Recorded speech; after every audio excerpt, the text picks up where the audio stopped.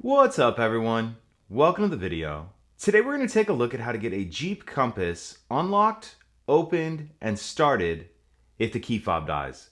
So I'm going to be demonstrating on a 2026 Jeep Compass in this video, but it will be the same on several different years. So I've taken the battery out of this key fob to demonstrate. As you can see, none of the buttons are working and our vehicle is locked. So the first thing I'm going to do is remove the emergency key that's in the bottom of the key fob. That's done by pressing this release on the back of the fob that my thumb's on, and the emergency key will pull out like that. Now I'm going to use this key to unlock the driver's door, so I'll turn it to the left or counterclockwise to unlock.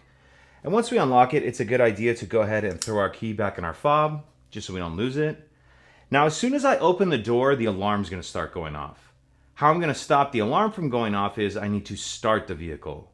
How I'm going to start the vehicle with a dead key fob is I'm going to get in, press the brake, then I'm going to use the top of the key fob to press the stop start button. And then once the vehicle starts, the alarm will turn off.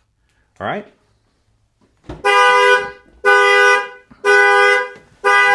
So get in, press the brake, then use the top of the key fob to press the stop start button.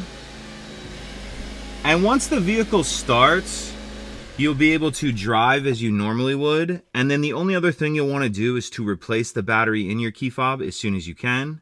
And I'll put a link in the description box of this video on how to replace the battery in this key fob in case you're unfamiliar. If you have any other questions, please let me know. If you could take a second to like and subscribe, it helps us out and I'd appreciate it. Thank you.